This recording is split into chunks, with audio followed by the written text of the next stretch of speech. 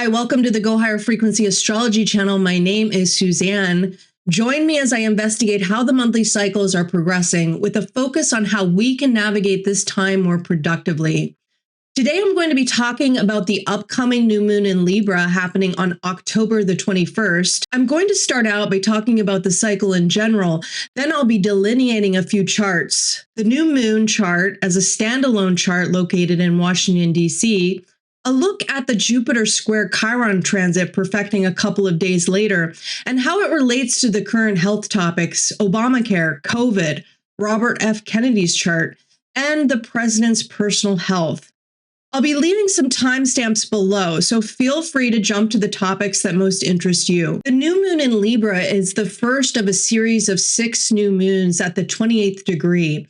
This is conjunct the latest eclipse degree, and it'll carry us through the next series of eclipses and the Saturn-Neptune conjunction in Aries next February.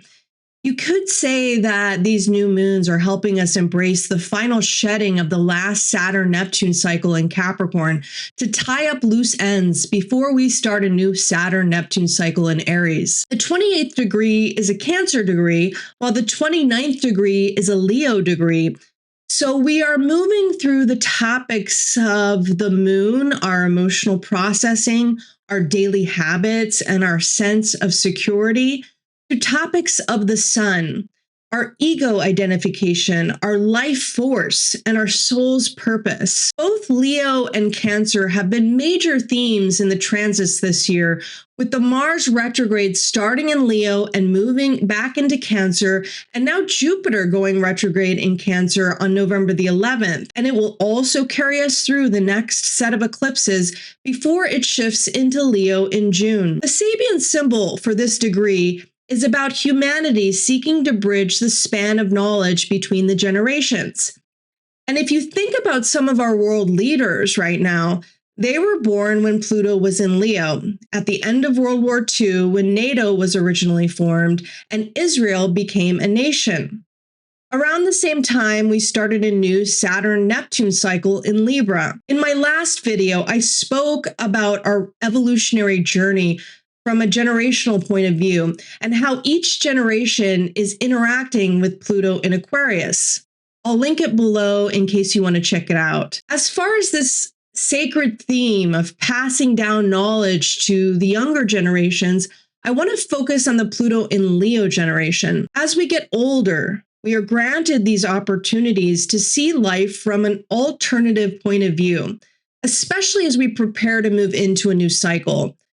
These opportunities are precious moments in our evolutionary journey, and how we respond to these moments will determine our ascension or repetition of a cycle. The Pluto and Leo generation was the generation that brought about social change during the 60s. But how did they evolve as they got older? Do their values remain as prescient today as they were back then? Or did something shift as they grew older?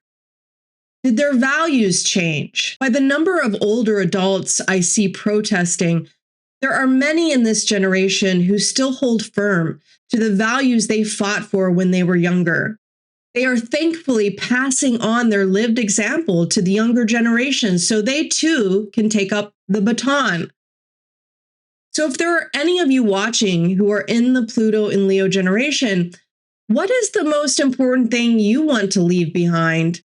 What memories do you think will be valuable to share so that the next generation can thrive? With the power innate in this Mercury-Mars conjunction in Scorpio, this is a great new moon to focus that creative energy toward making a difference. I loved this description of the Libra new moon by Raven Caldera, as she describes the challenge of the scales very well. If you are a Pluto in Libra generation or a Libra rising, or a Libra sun, you may recognize this movement, and you might be the ones who resonate so clearly with the opposite side of the wheel concept I've been harping on for a bit. Libra is the sign of the scales, and these continually swing back and forth trying to find balance. On one side of those scales is the influence of Venus, and the Venus aspect of Libra wants things to be harmonious, loving, and beautiful.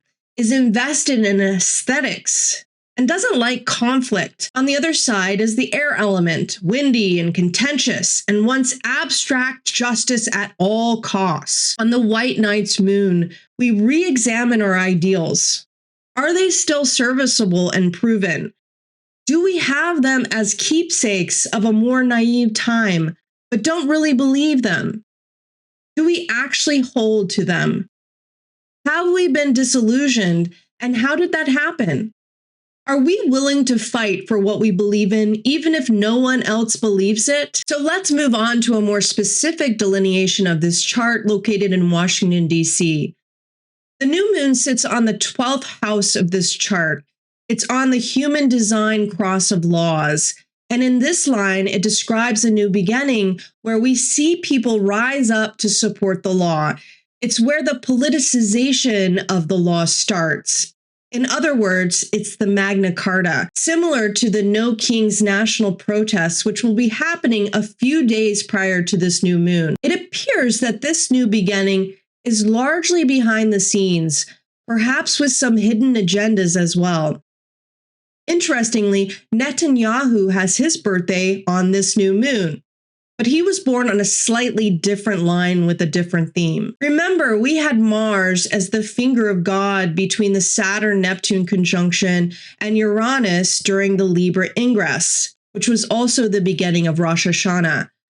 Then Mercury replaced Mars during the full moon in Aries. This was during the negotiations of a peace deal between Israel and Hamas. And now we have the new moon forming a finger of God between a solo Neptune in the 5th house of this chart and Uranus in the 7th. The new moon is separating from a square to Jupiter in the 9th house and applying to a square to Pluto in the 3rd house. The symbolism seems to suggest that fragile adjustments are being carried out between the Israel and Hamas ceasefire, Israel's withdrawal from Palestine, and the realities of the rebuilding effort. The symbolism can also speak to a shift of our attention away from the struggles abroad to a budding crisis at home. This new moon rules the midheaven and is in turn ruled by an exalted Venus in Libra in the 11th house. Venus, which can symbolize recent diplomatic efforts, sits in the human design gate 18, the gate of correction, but it's in the 6th line labeled the Buddha line. So it's an objective and non-biased correction. The ascendant is ruled by Mars, which sits in the 1st house in Scorpio. And Mercury in Scorpio is separating from Mars, but it's only by a few minutes in this chart. If you watched my Pluto stationing direct video, you'll remember at that time, Mercury was just applying to Mars. And Mercury reaches its perfection with Mars the day before this new moon. It seems to suggest there may be a hiccup in the ceasefire between the station and this new moon. Mercury and Mars can be quite a contentious pair, but not necessarily so. Mars paired with Mercury confronts issues head on, and often with no filter between thought and action. People born with this signature have a powerful command of language. They are born debaters and orators. Charlie Kirk, a Libra sun, had a Mars-Mercury conjunction in Scorpio, but his conjunction was on steroids because Pluto was in the mix. And interestingly, Zohran Mamdani, also a Libra sun, has a similar Mercury-Mars conjunction in Scorpio, although his does not have Pluto in the mix. Both held widely different views, yet they both shared this signature. And it is this signature that makes them both powerful communicators. Stephen Miller also has a Mercury-Mars conjunction, but his conjunction is in Leo.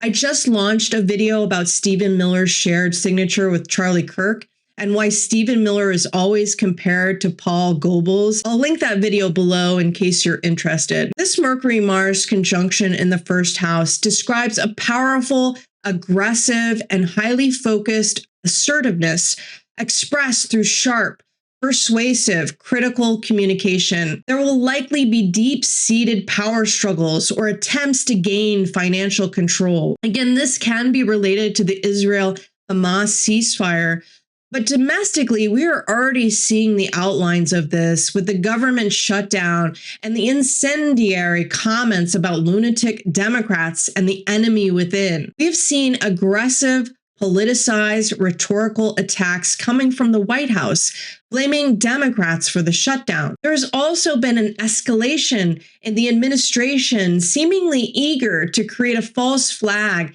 as a way to gain even more power. But I'm curious if we will see a larger shift within the Democratic Party between the full moon and new moon, which will be more impactful.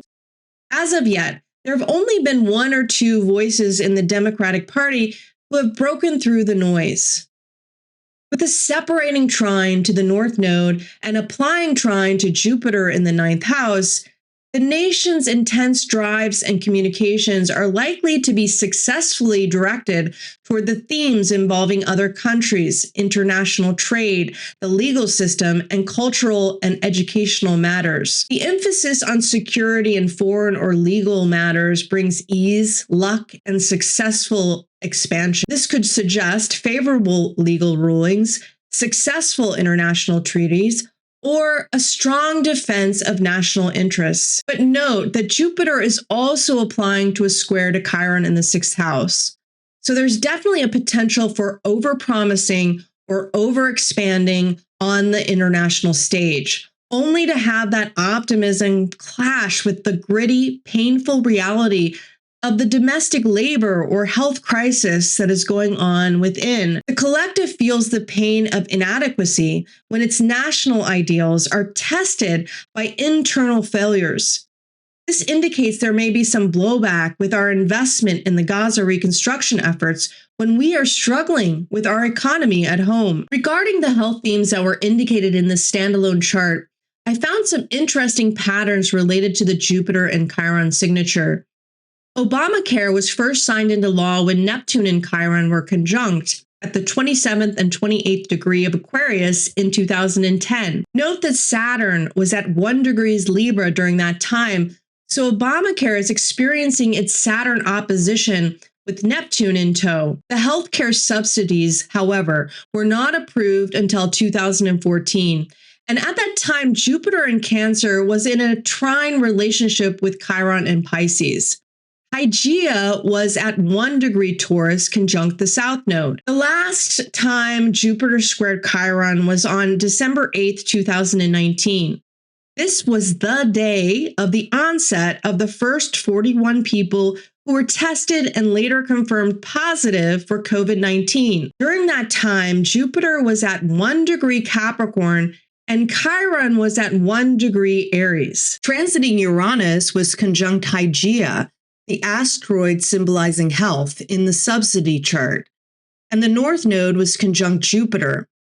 Neptune is now retrograde, opposing the eclipse degree. Remember, one of the eclipse themes was about health. The current Jupiter square Chiron perfects a couple of days after this new moon. And now Hygieia is forming a conjunction with the North Node of the last Jupiter-Chiron square. And Uranus is once again forming a conjunction with Hygieia now in Gemini. There are a couple of astrologers I follow who say we'll likely have a repeat of the pandemic in the president's second term because, as Ann Ortley likes to say, Geminis always have to do things twice. I did hear there was a resurgence of the bird flu recently. But this may just be related to the government shutdown in relationship to the subsidy fight. I'm also wondering if this has to do with RFK's position in general. His Mercury was trine the eclipse degree, and his destiny is tied to the topics of health with such a heavy 6th and 12th house axis, including the nodes, both mental and physical health. You also see the powerful impact COVID had on his life, with all of those planets lining up in his 6th house. He was also experiencing a reverse nodal return during this time. And if you look closer to RFK's natal chart, he has his natal Hygieia conjunct his South Node with Uranus here in the 12th house. And he's got Chiron conjunct his North Node along with Venus in the 6th house. And right now he's got a T-square to these natal conjunctions. He's got Jupiter conjunct his Hygieia and South Node, and transiting Jupiter is square Chiron right now. Chiron is sitting in his 10th house. And Venus is coming to oppose Chiron. It's not quite there yet, but it's on its way. And so it's creating a perfect storm in his natal chart, which makes me think that there's definitely something coming for him. The president has also been experiencing his own personal health issues. When the subsidies were signed into law, he was nearing his own Jupiter-Saturn conjunction, and he once again has a Jupiter-Saturn conjunction, which perfected the day that Pluto went direct, which is square his own Jupiter-Chiron conjunction in the 2nd house. During the last Jupiter-Chiron square, the North Node conjunct his own Mercury in Cancer. He was the messenger who also fought the CDC and the WHO responses to the pandemic, but he also eventually got COVID himself. Now, Hygieia is coming to meet his Mercury, and you see that Chiron has been traveling over his own Hygieia. His last conjunction happened in March, when people started talking about the bruising on his hands. So will the administration grant an extension to the healthcare subsidies, or will they let them lapse? Is there another pandemic coming? Will the programs RFK is dissolving affect the response rates to another crisis? Is the president's personal health a concern? Well, these topics are all intertwined, but the patterns are all pointing to a big health crisis ahead. And the nodes are shifting on November the 3rd, right before the Taurus full moon, relating to themes of doubt and confusion. But more about that in my full moon in Taurus video upcoming. Okay, that's it for me. I hope that was helpful. I'll talk to you later.